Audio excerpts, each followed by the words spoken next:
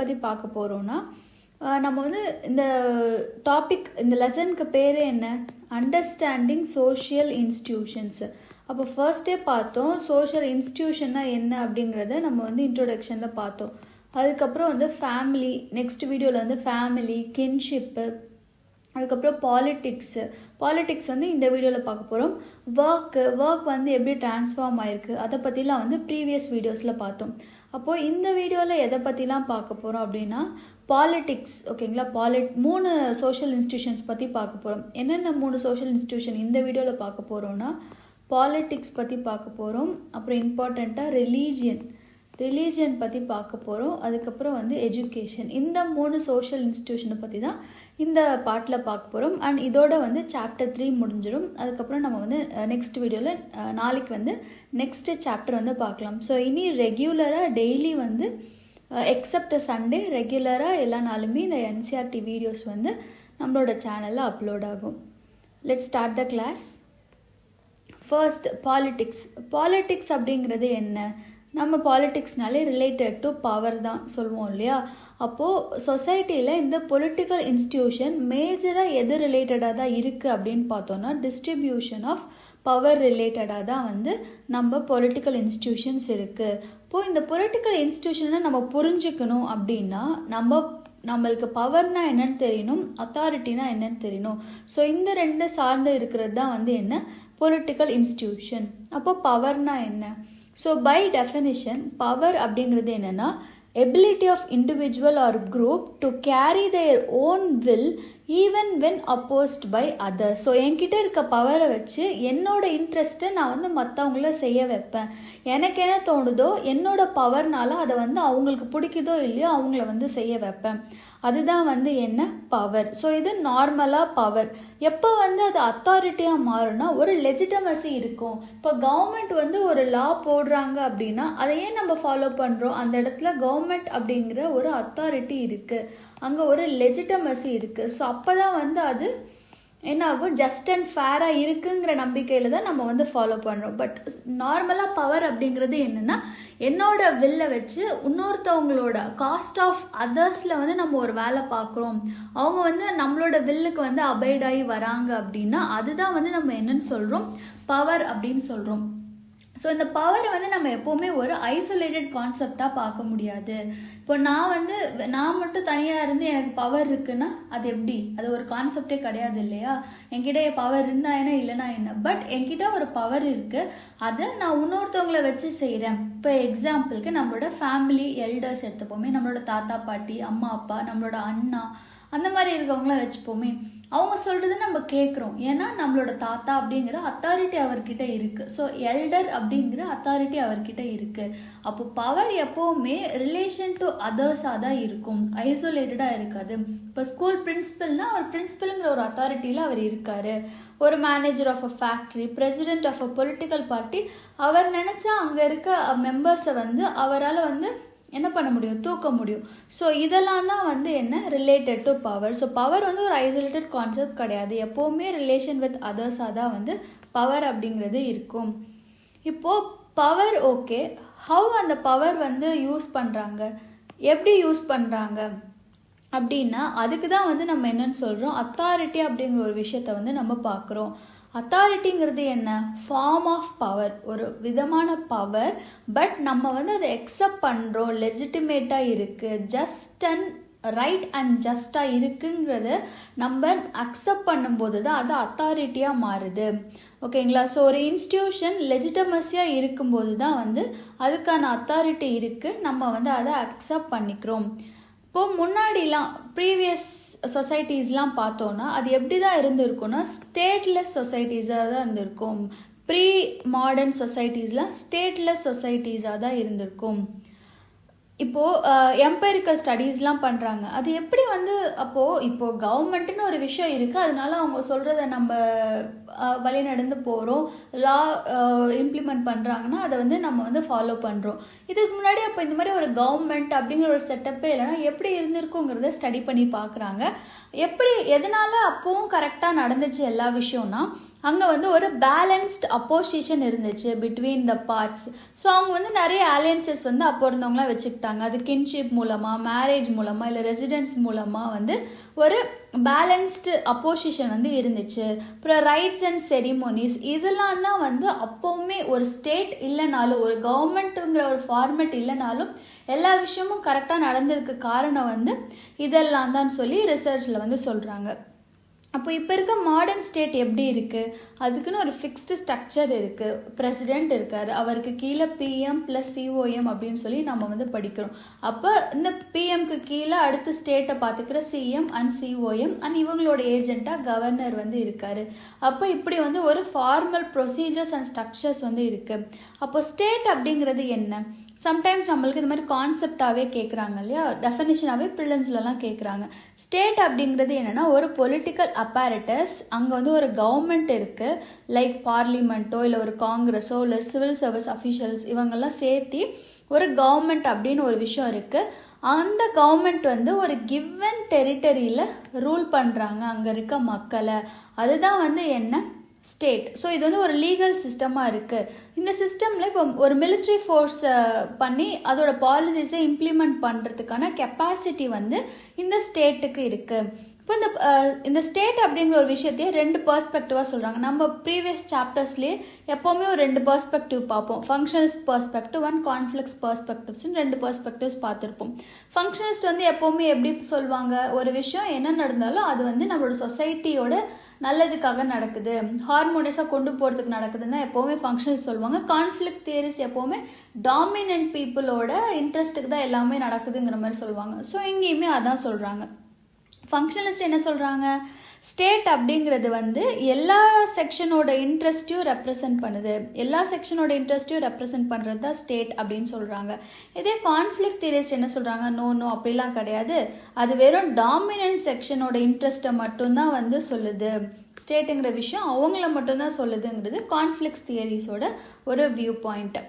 Next நம்ம traditional, அதாவது முன்னாடி இருந்த ஸ்டேட்டுக்கும் இப்போ இருந்த ஸ்டேட்டுக்கும் என்ன வித்தியாசம் அப்படின்னு பார்த்தோன்னா, முன்னாடி வந்து இந்த சாவரானிட்டி, சிட்டிசன்ஷிப்பு, நேஷ்னலிசம் அப்படிங்கிற கான்செப்ட்லாம் இருக்காது. இப்போ நேஷ்னலிசம்னு வெளிப்படையாக இல்லைனாலும் ஃபேமிலிக்குள்ளே ஒரு ஒற்றுமை இருக்கும், அவங்க கிளான்குள்ளார கம்யூனிட்டிக்குள்ளார அந்த மாதிரி இருந்திருக்கும். பட் நேஷ்னலிசம் அப்படிங்கிற ஒரு கான்செப்ட் வந்து மாடர்ன் ஸ்டேட் வந்ததுக்கப்புறம் தான் இருக்குது. சாவரானிட்டினா என்ன, undisputed political rule of a state over a given territorial area. ஒரு கொடுத்துருக்க ஏரியாக்குள்ளார ஒரு பொலிட்டிக்கல் ரூல் பண்ணுறாங்க, அவங்க சொல்கிறத நம்ம கேட்குறோம். ஸோ அன்டிஸ்பியூட்டட் பொலிட்டிக்கல் ரூல் அப்படிங்கிறது தான் வந்து என்ன, சாவரானிட்டி. இப்போ சிட்டிசன்ஷிப் இருக்குது, பட் இந்த சிட்டிசன்ஷிப் அப்படிங்கிறது அவ்வளோ ஈஸியாக கிடச்சிருச்சா, இல்லை. ஃப்ரெஞ்ச் ரெவல்யூஷன், இந்தியன் இண்டிபெண்டன்ஸ், இந்த மாதிரி நிறைய ஸ்ட்ரகிள்ஸை தாண்டி தான் வந்து நம்ம ஒரு நேஷன் அப்படிங்கிறத வந்து ஒரு கட்டமைச்சிருக்கோம், அதுக்குன்னு சிட்டிசன்ஷிப் அப்படிங்கிறத நம்ம வந்து கொண்டு வந்திருக்கோம். ஸோ இந்த ஐடியாஸ் ஆஃப் நேஷனலிசம் அப்படிங்கிறது முன்னாடி சொன்ன மாதிரியே முன்னாடியே இருந்திருக்கு, பட் இப்போது மாடர்ன் ஸ்டேட்டில் தான் அதை வந்து நம்ம ஒரு பெரிய கான்செப்டாக வந்து கொண்டு வந்திருக்கோம். இந்த சிட்டிசன்ஷிப் ரைட்ஸ் அப்படிங்கிறது மூணு விதமாக சொல்லலாம், civil rights, political rights, social rights. Civil rights அப்படிங்கும்போது இந்த ஆர்டிகல் 19 நம்ம பார்ப்போம் இல்லையா, ரைட் டு ஸ்பீச், அதுக்கப்புறம் ப்ரொஃபஸ், அந்த மாதிரி ரிலீஜன், நம்மளுக்கு பிடிச்ச ரிலீஜன் நம்ம ஃபாலோ பண்ணலாம், நம்ம ப்ராப்பர்ட்டி ஓன் பண்ணலாம், அதுக்கப்புறம் வந்து ஈக்குவல் ஜஸ்டிஸ் எல்லாருக்குமே இருக்குது, இதெல்லாம் வந்து சிவில் ரைட்ஸ். பொலிட்டிக்கல் ரைட்ஸ் அப்படின்னு பார்க்கும்போது எலெக்ஷனில் வந்து பார்ட்டிசிபேட் பண்ணுறது, யூனிவர்சல் அடல்ட் ஃப்ரான்ச்சைஸ், இதெல்லாம் பொலிட்டிக்கல் ரைட்ஸில் வரும். பட் இந்த யூனிவர்சல் அடல்ட் ஃப்ரான்ச்சைஸ் அப்படிங்கிறது எடுத்த உடனே எல்லாருக்கும் கிடைச்சிருச்சான்னு பார்த்தா கிடையாது. நம்ம வந்து 1947 தான் வந்து இண்டிபெண்டன்ஸ் வாங்கணும். நம்ம ஹிஸ்ட்ரியிலே பார்த்துருப்போம், அப்போ வந்து ஓட்டிங்கிறது ரொம்ப லேட்டாக தான் கொடுத்தாங்க. அப்படி கொடுத்துமே என்னதான் ஒரு க்ரைட்டீரியா வச்சுருந்தாங்கன்னா, ப்ராப்பர்ட்டி தான் க்ரைட்டீரியா வச்சுருந்தாங்க. அப்போ விமன் மட்டும் ஓட்டு போடாமல் இல்லை, ப்ராப்பர்ட்டி இல்லாத சில மென்னுமே என்ன பண்ணல, ஓட்டு போடல. அதுக்கப்புறம் தான் இந்த ஓட்டிங் அப்படிங்கிறது ஒரு பெரிய போராட்டம் கழிச்சு தான் எல்லாத்துக்குமே வந்து கிடைச்சிது. Next social rights. Social rights அப்படிங்கும் போது இதில் எக்கனாமிக் வெல்ஃபேர், செக்யூரிட்டிங்கிற கான்செப்ட்லாம் வரும். எக்ஸாம்பிள் இப்போ நம்ம கவர்மெண்ட் ஹெல்த் பெனிஃபிட்ஸ், அந்த மாதிரி ஆயுஷ்மான் பாரத் இந்த மாதிரிலாம் ஸ்கீம்ஸ் இருக்கு இல்லையா, இந்த மாதிரி ஹெல்த் பெனிஃபிட்ஸ் கொடுக்கறது, அன்எம்ப்ளாய்மெண்ட் அலவன்ஸ் கொடுக்கறது, மினிமம் வேஜஸ் ஃபிக்ஸ் பண்ணுறது, இதெல்லாமே வந்து சோஷியல் ரைட்ஸ், அதாவது வெல்ஃபேர் ஸ்டேட் அப்படிங்கிற கான்செப்ட்குள்ளார வந்துடும். ஓகே, ஒரு சின்ன கொஸ்டின், இப்போ வந்து வேஜஸ் கோட் வந்து மாற்றினாங்க ஓகேங்களா. ஸோ கோட் ஆன் வேஜஸ் அந்த மாதிரிலாம் வந்து மாற்றினாங்க. இப்போ மினிமம் வேஜஸ் அப்படிங்கிறது யார் வந்து ஃபிக்ஸ் பண்ணுவா? Who fixes minimum wage? So நான் ஒரு 2-3 கொஸ்டின் சொல்கிறேன். அதுக்கான ஆன்சர் உங்களுக்கு தெரிஞ்சால் கமெண்ட் செக்ஷனில் போஸ்ட் பண்ணுங்கள். ஸோ நெக்ஸ்ட் வீடியோவில் இதுக்கான ஆன்சரை வந்து நான் சொல்கிறேன். Who fixes minimum wage? So state கவர்மெண்ட்டா இல்லை சென்ட்ரல் கவர்மெண்ட்டா? இப்போ இந்த புது கோடில் ஒரு நியூ வேஜ் வந்து கொண்டு வந்தாங்க. ஸோ அந்த வேஜுக்கான பேர் என்ன? ஓகேங்களா? ஸோ நானே சொல்லிடுறேன். ஸோ ஃப்ளோர் வேஜ் அப்படின்னு சொல்லி ஒன்று கொண்டு வந்தாங்க. அப்போது இதை யார் ஃபிக்ஸ் பண்ணுவா? அப்போ மினிமம் வேஜை யார் ஃபிக்ஸ் பண்ணுவா? ஃப்ளோர் வேஜுங்கிறது புதுசாக கோடில் கொண்டு வந்தாங்க, அதை யார் ஃபிக்ஸ் பண்ணுவா அப்படிங்கிற ஆன்சரை வந்து சொல்லுங்கள். இன்னொன்று, நம்மளோட டிபிஎஸ்பியில் ஒரு வேஜ் பற்றி சொல்லியிருப்பாங்க. அது என்ன வேஜ் பற்றி சொல்லியிருக்காங்க அப்படிங்கிற ஆன்சரையும் நீங்கள் வந்து கமெண்ட் செக்ஷனில் போஸ்ட் பண்ணுங்கள். நான் வந்து நெக்ஸ்ட் வீடியோவில் இதுக்கான ஆன்சரை வந்து சொல்கிறேன். ஓகே, அப்போ சிட்டிசன்ஷிப் ரைட்ஸுங்கிறது இந்த 3 டைப்ஸாக வந்து இருக்குது.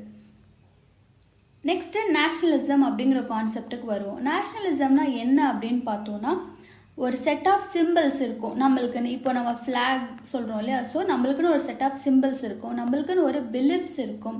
ஸோ இந்த நம்பிக்கையில் வச்சு தான் நம்ம வந்து ஒரு சிங்கிள் பொலிட்டிக்கல் கம்யூனிட்டியாக வந்து இருப்போம். அப்போ இந்த நேஷ்னலிசம் வந்து ரொம்ப நியூ கான்செப்டான்னு கேட்டால் கிடையாது. ஏர்லியராக ஃபேமிலி, கிளான், ரிலீஜியஸ் கம்யூனிட்டி அப்படிங்கிற மாதிரி ஒரு பேட்ரியாட்டிசம் இருந்துச்சு. நம்ம ஃபேமிலிக்குன்னு ஒன்று அந்த மாதிரி இருந்துச்சு. பட் ஹோல் இந்தியாவுக்கு அப்படின்னு சொன்னது வந்து நேஷ்னலிசம்ங்கிறது புது மாடர்ன் ஸ்டேட்டில் கொண்டு வரப்பட்ட கான்செப்ட். ஸோ இதுதான் வந்து என்ன பொலிட்டிக்கல் ரிலேட்டடாக கொடுத்துருக்க விஷயங்கள். அடுத்து வந்து முக்கியமான விஷயம் ரிலீஜன்.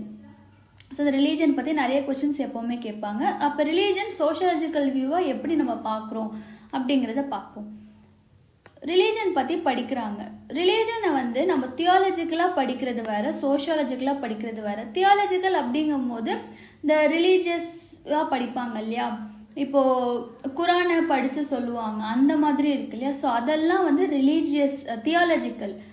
சோஷியாலஜிக்கல் அப்படிங்கும் போது எப்படி இருக்கும்னா எம்பைரிக்கலாக இருக்கும். ஸோ ப்ரீவியஸ் கிளாஸ்லேயே நான் சொன்னேன், எம்பைரிக்கல்னால் என்ன?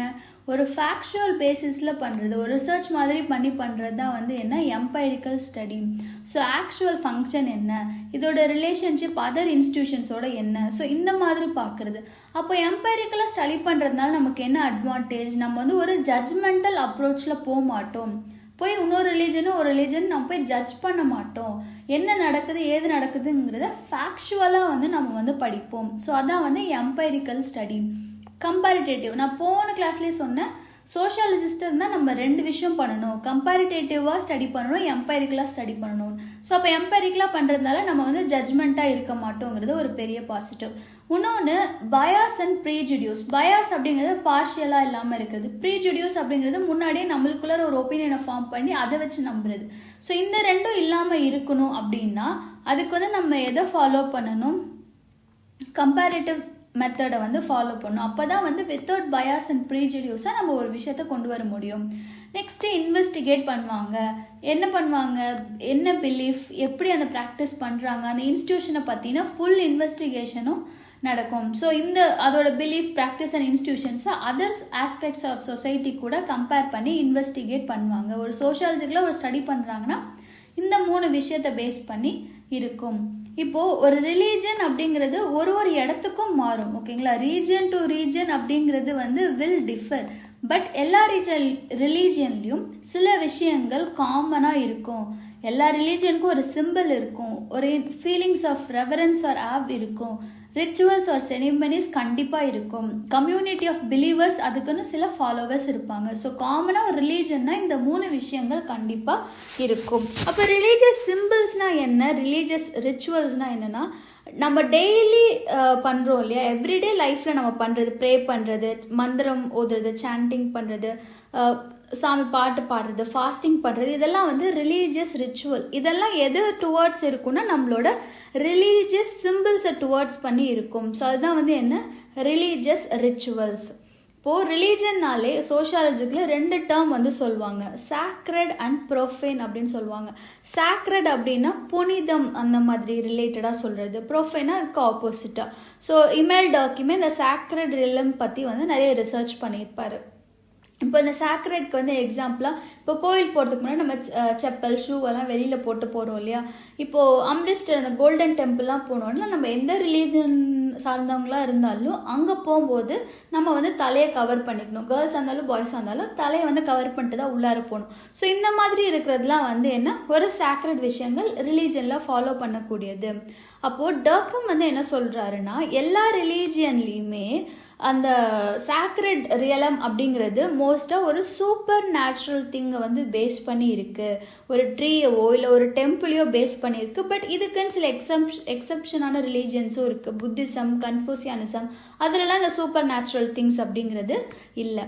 நெக்ஸ்ட்டு இந்த ரிலீஜன் அதர் சோஷியல் இன்ஸ்டிடியூஷன்ஸ் கூட எப்படி இருக்குன்னு பார்த்தோன்னா முக்கியமாக பவர் அண்ட் பாலிட்டிக்ஸ் அண்ட் ரிலீஜனுக்கு ஒரு பெரிய ரிலேஷன், கண்டிப்பாக ஒரு க்ளோஸ் ரிலேஷன் வந்து பவர் அண்ட் பாலிட்டிக்ஸ் கூட ரிலீஜனுக்கு இருக்குது. ஸோ அதுக்கு தான் எக்ஸாம்பிள் வந்து ஆன்டிகாஸ்ட் மூமெண்ட்ஸ் நடந்துச்சு, மூமெண்ட்ஸ் அகெயின்ஸ்ட் ஜெண்டர் டிஸ்கிரிமினேஷன், இது எல்லாமே வந்து நம்ம எக்ஸாம்பிளாக சொல்லலாம். இப்போது ரிலீஜன் அப்படிங்கிறது ஒரு ப்ரைவேட்டான விஷயமா நம்ம பார்ப்போம். ஸோ நம்ம என்ன ஃபாலோ பண்ணுறோம் அப்படிங்கிறது பார்ப்போம். பட் அந்த ரிலீஜியனுக்கு ஒரு பப்ளிக் கேரக்டருமே வந்து இருக்குது. பொலிட்டிக்கலுக்கும் ரிலீஜனுக்கும் இப்போது பொலிட்டிக்கல் ரிலீஜன் இது எல்லாமே இப்போ மாடர்ன் ஸ்டேஜ் வந்த அப்புறம் என்னாச்சுன்னா ரிலீஜியஸ் இன்ஃப்ளூயன்ஸ் வந்து கம்மியாக ஆரம்பிச்சது. அதுதான் வந்து நம்ம அந்த ப்ராசஸை என்னன்னு சொல்லலாம் செக்யுலரிசம் அப்படின்னு சொல்கிறோம். இப்போ இந்தியா வந்து பிக் ஃபாலோவர் ஆஃப் செக்யுலரிசம். அதாவது நம்ம என்ன ரிலீஜன் நமக்கு பிடிக்குதோ அதை வந்து நம்ம ஃபாலோ பண்ணிட்டு போகலாம். ஸ்டேட் வந்து அதில் இன்டர்ஃபியர் ஆகாது மீன்ஸ் கம்பல் பண்ணாது, நம்மளை ஃபோர்ஸ் பண்ணாது. ஸோ அப்போது மாடர்ன் சொசைட்டியில் இந்த ரிலீஜன் அப்படிங்கிற அதோட இன்ஃப்ளூயன்ஸ் வந்து கம்மியாயிருக்கு. எதனால? செக்யுலரிசம்னால. ஸோ வேற என்ன ரோல்ஸ்னால் ரிலீஜன் ப்ளே பண்ணுது அப்படின்னு பார்த்தோன்னா Max Weber. So he is also sociology thinker. அவர் வந்து கால்வினிசம் அந்த ரிலீஜன் பற்றி படிக்கிறாரு. கால்வினிசம் வந்து ப்ரொட்டஸ்டன்ட் கிறிஸ்டியானிட்டியோட ஒரு பிரான்ச்சு. ஸோ அவர் என்ன சொல்கிறாருன்னா இந்த கால்வினிசமில் எக்கனாமிக் டெவலப்மெண்ட்டுக்கும் இந்த பர்டிகுலர் ஒரு ரிலீஜனுக்கும் வந்து இன்ஃப்ளூயன்ஸ் இருக்குது அப்படின்றாரு. எப்படி சொல்கிறாங்க அப்படின்னு பார்த்தோன்னா இந்த கால்வினிசமில் அவங்க எதை நம்புகிறாங்கன்னா ப்ரீ டெஸ்டினேஷன், எல்லாமே முன்னாடி எழுதப்பட்டிருக்கு, எல்லாரோட ஃபேட்டுமே முன்னாடி எழுதப்பட்டிருக்கு அப்படிங்கிறத அவங்க நம்புகிறாங்க. ஸோ நம்ம ஹெவனுக்கு போவோமா ஹெல்லுக்கு போவோமாங்கிறதெல்லாம் முன்னாடியே எழுதிட்டாங்க. அப்போது இதை எப்படி நம்ம தெரிஞ்சு போனால் காடோட வில் அதுக்கான சைனை வந்து நம்ம தேடணும் அப்படிங்கிற மாதிரி சொல்கிறாங்க. ஸோ அது வந்து நம்மளோட ஓன் ஆக்குபேஷனில் தான் இருக்குது. நம்ம செய்கிற வேலையை, நம்ம சின்ன வேலையோ பெரிய வேலையோ, அந்த வேலையை கன்சிஸ்டண்ட்டாகவும் சக்ஸஸ்ஃபுல்லாகவும் செஞ்சோன்னா அது கடவுளுக்கு சந்தோஷத்தை கொடுத்துச்சுன்னா அவர் வந்து நம்ம அதுலேயே தெரிஞ்சிரும் நம்ம எங்கே அப்படிங்கிறது. ஸோ அவங்க என்ன சொல்கிறாங்கன்னா சைன் ஆஃப் காட்ஸ் வில்லை நம்ம பார்க்கணும், எல்லாமே ப்ரீ டெஸ்டினேஷன் அப்படிங்கிறத பிலீவ் பண்ணுறாங்க. ஸோ அதனால அவங்க எதை நம்புகிறாங்கன்னா வேர்ல்ட்லி கன்சப்ஷன் இருக்கக்கூடாது, நிறைய செலவு பண்ணிட்டு ஜாலியாக அப்படி இருக்கக்கூடாது, ஃப்ரீயோகலாக தான் நம்ம வந்து வாழணும். அதுக்கு என்ன சொல்கிறாங்கன்னா இன்வெஸ்ட்மெண்ட் பண்ணணும். அப்போ இன்வெஸ்ட்மெண்ட்டுங்கிறது எதோட மேஜர் ஐடியான்னு பார்த்தோன்னா கேபிட்டலிசத்தோட ஐடியா. அப்போது கேபிட்டலிசத்தோட ஐடியா இப்போ இன்வெஸ்ட்மெண்ட் பண்ணும்போது தான் நம்மளுக்கு வந்து ப்ராஃபிட் கிடைக்கிது. அப்போ இது எதோட மோட்டிவ்? கேபிட்டலிசமோட மோட்டிவ். ஸோ இங்கே தான் மேக்ஸ் வெபர் என்ன சொல்கிறாருன்னா அப்போது இந்த ரிலீஜன், இந்த கன்ஃபூசியனிசம் வந்து இன்வெஸ்ட்மெண்ட் பேஸ் பண்ணி அவங்க வந்து சொல்கிறாங்க அப்படின்னா அப்போ அவங்க எதை பிலீவ் அப்போ எதனால which leads to capitalism. So அதனால என்ன சொல்கிறாருன்னா it related to economic development அப்படிங்கிறது மேக்ஸ் வெபரோட வியூ பாயிண்ட். அப்போ ரிலீஜனை நம்ம எப்போவுமே ஒரு செப்பரேட் என்டிட்டியாக பார்க்க முடியாது. எல்லா அதர் இன்ஸ்டிடியூஷனில் ரிலீஜனோட இன்ஃப்ளூயன்ஸ் வந்து இருக்கும். ஸோ இதில் என்னெல்லாம் இருக்குது அப்படிங்கிறத இந்த இன்டர் கனெக்ஷன்ஸ் எல்லாம் அன்ட்ராவல் பண்ணுற இந்த முடிச்செல்லாம் எடுத்து ஒரு இதுக்கும் இது என்னென்ன கனெக்ஷன் அப்படின்னு சொல்கிறது தான் யாரோட வேலை? சோஷியாலஜிஸ்டோட வேலை. சரி, ஓகே, ஒரு எக்ஸாம்பிளுக்கு நம்ம என்செட்டில் கொடுத்துருக்காங்க சோஷியாலஜிஸ்ட் எப்படி ஒரு ரிலீஜனை படிக்கிறாங்க அப்படின்னு சொல்லி. இப்போது முன்னாடி இருந்த காலகட்டத்தில் இப்போ ஒரு கோவில் இருக்குது அப்படின்னு பார்த்தோன்னா அந்த கோவில் சுற்றியே எல்லா எக்கனாமிக் டெவலப்மெண்ட்டும் நடந்திருக்கும். இப்போ ஒரு ப்ரீஸ்ட் இருக்காருன்னா அந்த ப்ரீஸ்ட் வந்து அவங்க குழந்தைங்களையும் அடுத்து அதே ஆக்குபேஷனுக்கு கொண்டுட்டு போவார், வழியாக அதே செய்வாங்க. பட் மாடர்ன் சொசைட்டியில் இப்போது ஸ்கூல்ஸ், எஜுகேஷன் அப்படிங்கிறது பெரிதும் டெவலப் ஆனதுனால அவங்கவுங்க என்ன பண்ணுறாங்க, அந்த ஆக்குபேஷனுக்கு போக விடாமல் படிக்க வைக்க ஆரம்பிக்கிறாங்க. ஸோ அப்போ எல்லாரும் அடுத்தடுத்து என்ன பண்ணுறாங்க, வேற ஒரு ஜாப்ஸ்க்கு போக ஆரம்பிக்கிறாங்க. முன்னாடி வந்து இப்போ அந்த நாசிக் அப்படிங்கிற பிளேஸில் வந்து அந்த பில்கிரிம் அந்த கோவிலுக்கு சுற்றி சேக்ரட் வாட்டர் இருக்கும், இந்த கோதாவரி ரிவரில் எடுத்துகிட்டு போகிறதுக்கு. அதுக்கு ஒரு காப்பர் பாட் வந்து வாங்கிட்டு போவாங்க. அப்போ இந்த காப்பர் பாட்டை சப்ளை பண்ணுறதுக்கு அங்கே காப்பர் ஸ்மித் இருப்பாங்க. பட் இப்போ எல்லாரும் வேறு வேறு இதுக்கு போகிறதுனால இந்த ஆக்டிவிட்டீஸ் வந்து ரொம்ப குறைஞ்சிடுச்சு. அதனால அங்கேருந்த கிராஃப்ட்ஸ்மேனுக்கான வேலை கம்மியாயிடுச்சு. அப்போ எல்லாரும் இண்டஸ்ட்ரி பிஸ்னஸ் அப்படிங்கிற வேறு வேறு வழியில் போயிட்டாங்க. ஸோ இப்படி தான் வந்து இந்த ரிலீஜன் அப்படிங்கிற ஒரு விஷயம் வந்து டிஃப்ரெண்ட்டாக வேற ஒரு நோக்கத்தோடு போயிட்டுருக்கு அப்படின்னு சொல்கிறாங்க. ஸோ இப்படி தான் வந்து ஒரு சோஷியாலஜிஸ்ட் ஒரு விஷயத்த படிக்கிறாங்க. நெக்ஸ்ட்டு வந்து நம்ம அடுத்த டாபிக் போக போகிறோம். டாபிக் 6 வந்து எஜுகேஷன். எஜுகேஷன் அப்படிங்கிறது இன்றைக்கும் நாளைக்கும் முடிகிற ஒரு கான்செப்ட் கிடையாது. It's a life long process. அந்த எஜுகேஷன் எப்படியெல்லாம் நம்மளுக்கு கிடைக்கும்? ஃபார்மலாகவும் கிடைக்கும், இன்ஃபார்மலாகவும் கிடைக்கும். இன்ஃபார்மலாக அப்படின்னு பார்த்தோன்னா நம்ம ஃபேமிலி பேஸ்ட் அப்படி சொல்கிறது, நம்ம தாத்தா பாட்டி சொல்லி கொடுக்குறது, அதெல்லாம் வந்து இன்ஃபார்மலாக. நம்ம ஒரு ஸ்கூலுக்கு போய் கற்றுக்குறோம் இல்லையா, அதெல்லாம் வந்து ஃபார்மலாக. முன்னாடி நம்மளோட ஏன்ஷியன்ட் இந்தியாவிலாம் பார்த்தோன்னா நம்மளோட தாத்தா பாட்டிலாம் பெருசாக ஸ்கூலுக்கு போயிருக்க மாட்டாங்க. அவங்க அப்பா அம்மா என்ன சொன்னாங்களோ அவங்க கூடயே போய் வயலில் போய் வேலை பார்த்து அப்படி எக்ஸ்பீரியன்ஸ் கெயின் பண்ணி வேலையை வந்து கற்றுப்பாங்க. பட் இப்போ இருக்க ஃபார்மல் சொசைட்டி, இப்போ இருக்க மாடர்னைஸ்டில் ஃபார்மல் எஜுகேஷனுங்கிறது ரொம்ப முக்கியமாக ஆயிடுச்சு. ஏன்னா ஒரு காம்ப்ளெக்ஸ் சொசைட்டி ஆனதுனால நம்ம ப்ரீவியஸ் சாப்டர்லேயே, அதாவது ப்ரீவியஸ் கிளாஸ்லேயே வந்து பார்த்தோம் ஏன் ஸ்கூல் தேவைப்படுது. எல்லா ஒர்க்குமே வந்து ஸ்பெஷலைஸ் ஆக ஆரம்பிச்சிருச்சு. இந்த டிவிஷன் ஆஃப் லேபர் அப்படிங்கிறது இன்க்ரீஸ் ஆகிடுச்சு. Separation of work from home அப்படிங்கிறது நம்ம பார்த்தோம். முன்னாடி வயலுக்கு போனாங்க, வேலை செஞ்சாங்க, மறுபடியும் வீட்டுக்கு வந்துட்டாங்க. வீட்டில் இருக்க எல்லாருமே அந்த வயலில் போய் வேலை செய்வாங்க. பட் இப்போ அப்படி கிடையாது. ஒரு வீட்டில் ஒரு இடத்துலேருந்து இன்னொரு இடத்துக்கு போயிட்டு ஒரு வேலை செஞ்சுட்டு வந்து ரெஸ்ட் எடுக்கிறதுக்கு தான் வீடு அப்படிங்கிற மாதிரி ஆயிடுச்சு இல்லையா. ஸோ வேறு ஊருக்கு போய் கூட நம்ம வந்து வேலை பார்க்குறோம். அப்போது separation of work from home அப்படிங்கிறது உருவானதுனால நம்மளுக்கு ஃபார்மல் எஜுகேஷன் அப்படிங்கிறது தேவைப்படுது. ஸோ இந்த எஜுகேஷன் தான் வந்து என்ன சொல்கிறாங்கன்னா ப்ராசஸ் ஆஃப் டிரான்ஸ்மிஷன் ஒரு கம்யூனிகேஷன் ஆஃப் குரூப் ஹெரிட்டேஜ். ஒரு குரூப்போட ஹெரிட்டேஜை அடுத்த ஜென்ரேஷனுக்கு மாற்றுறதுக்கு இதெல்லாம் தான் ஒரு ப்ராசஸாக வந்து இருக்குது. ஸோ சிம்பிள், இப்போது காம்ப்ளெக்ஸ் சொசைட்டி எதை டிபெண்ட் பண்ணி என்னத்தை சொல்லித்தராங்க, எது சொல்லித்தராங்க அப்படின்னு பார்த்தோன்னா யூனிவர்சலிஸ்டிக் வேல்யூஸ், ஒரு யூனிவர்சலிஸ்டிக்காக ஜென்ரலிஸ்டிக்காக வேல்யூஸ் இப்போது இந்த உலகத்துக்கு என்ன தேவையோ அந்த மாதிரி சொல்லித்தராங்க. பட் சிம்பிள் சொசைட்டியில் ரொம்ப பர்டிகுலர் வேல்யூ தான் இருக்கும். அந்த ஃபேமிலிக்கு என்ன தேவையோ அதை சொல்லி தருவாங்க, அந்த கிண்ணுக்கு எது தேவையில்ல, அந்த கேஸ்டில் என்ன இருக்கோ அதை மட்டும் தான் சொல்லி தருவாங்க. பட் இப்போது இருக்க மாடர்ன் சொசைட்டி யூனிவர்சலிஸ்டிக் வேல்யூஸை பேஸ் பண்ணி தான் எல்லாமே வந்து நமக்கு சொல்லித்தராங்க. இப்போ எக்ஸாம்பிள் இப்போ ஸ்கூல்ஸ் எடுத்துக்கிட்டோன்னு வச்சுக்கோங்களேன். ஸ்கூல்ஸ் மூலமாக நம்ம என்னெல்லாம் தெரிஞ்சுக்கலாம்? ஒரு யூனிஃபார்மிட்டியை கொண்டு வராங்க. எக்ஸாம்பிள் எல்லாரும், நீ எவ்வளோ பெரிய ஆளாக இருந்தாலும் எவ்வளோ சின்ன ஆளாக இருந்தாலும் அந்த ஸ்கூலுக்கு போகணுன்னா அந்த யூனிஃபார்ம் தான் போட்டாகணும். அப்போது ஒரு யூனிஃபார்மிட்டி ஸ்கூல் மூலமாக கொண்டு வராங்க. ஸ்டாண்டர்டைஸ்ட் ஆஸ்பிரேஷன்ஸ் வந்து உருவாக ஆரம்பிக்குது. யூனிவர்சலிஸ்டிக் வேல்யூஸை வந்து நம்மளுக்கு கொடுக்குறாங்க. ஸோ ஒரு ஸ்பெஷல் ஆக்குபேஷனை நம்மளை வந்து அந்த ஒரு ஸ்பெஷல் ஆக்குபேஷனுக்கு நம்ம ட்ரெயின் ஆகுறதுக்கு எஜுகேஷன் அப்படிங்கிறது ரொம்ப இம்பார்ட்டண்ட்டான ஒரு இதுவாக மாறிடுச்சு. நம்மளோட கோர் வேல்யூ ஆஃப் த சொசைட்டியை நம்மளுக்குள்ளார இன்டர்னலைஸ் பண்ணுறதுக்கும் இந்த எஜுகேஷன் அப்படிங்கிறது மேஜர் பார்ட்டாக வந்து இருக்குது. இப்போ ஃபங்க்ஷனலிஸ்ட் நம்ம எப்போவுமே பார்ப்போம் இல்லையா, ஃபங்க்ஷனலிஸ்ட் அண்ட் கான்ஃப்ளிக்ட் தியரிஸ்ட். அதே மாதிரி ஃபங்க்ஷனலிஸ்ட் வந்து என்ன சொல்கிறாங்கன்னா education maintains and renews the social structure, transmits and develops culture அப்படின்னு சொல்கிறாங்க. ஸோ எஜுகேஷன் தான் வந்து இந்த சோஷியல் ஸ்ட்ரக்சரை என்ன பண்ணுது, மெயின்டைன் பண்ணுது, ரினியூ பண்ணுது, நம்ம கல்ச்சரை டெவலப் பண்ணுது அப்படின்னு சொல்கிறாங்க. ஒரு இண்டிவிஜுவலை அவங்களோட ஃப்யூச்சர் ரோலுக்கு செலக்ட் பண்ணி அலோகேட் பண்ணுறதுக்கு எஜுகேஷன் அப்படிங்கிறது மஸ்டான ஒரு விஷயமா மாறிடுச்சு. நம்மளோட எபிலிட்டியை ப்ரூவ் பண்ணுறதுக்கு இந்த எஜுகேஷன் அப்படிங்கிற ஒரு விஷயம் தான் வந்து மேஜர் ரோல் ப்ளே பண்ணுது. இப்போது டிஃப்ரெண்ட் ஸ்டேட்டஸ் இருக்கு இல்லையா, நம்மளோட எபிலிட்டிஸை பேஸ் பண்ணி அதுக்கான ஒரு செலக்டிவ் ஏஜென்சியாக தான் வந்து இந்த எஜுகேஷன் ஒர்க் ஆகுது அப்படின்னு சொல்கிறாங்க. பட் இதோட நெகட்டிவ்ஸ்ன்னு சொல்லலாம், இல்லை சோஷியல் ஸ்ட்ராட்டிஃபிகேஷன் சொல்லியிருப்போம். இப்போ அப்பர் கிளாஸ், மிடில் கிளாஸ் அப்படின்னு சொல்லி கிளான் அந்த மாதிரி கேஸ்ட் அந்த மாதிரி டிவிஷன்ஸ் இருக்கு இல்லையா. ஸோ ஸ்ட்ராட்டிஃபிகேஷனே என்னென்னா டிவிஷன்ஸை குறிக்கிறதா வந்து ஸ்ட்ராட்டிஃபிகேஷன். ஸோ அப்போ அந்த சோஷியல் ஸ்ட்ராட்டிஃபிகேஷனில் எஜுகேஷனுங்கிறது மேஜர் பங்கு வகிக்குதுன்றாங்க. எஜுகேஷ்னல் ஆப்பர்ச்சுனிட்டிஸ்க்கு நிறைய இன்இக்வாலிட்டிஸ் இருக்குது. Example private school, government school அந்த மாதிரி சொல்லி நிறைய இன்இக்வாலிட்டிஸ் இருக்குது இல்லையா. இப்போ ஏன் இது வந்து ஒரு பெரிய ரோலாக இருக்குது இந்த டிவிஷனில் அப்படின்னு பார்த்தோன்னா, இப்போ ப்ரைவேட் ஸ்கூலில் படிக்கிறவங்க ஒரு ஸ்டேட்டஸ் பதக் அப்படிங்கிறவர் ஒரு ஸ்டடி பண்ணியிருக்காரு.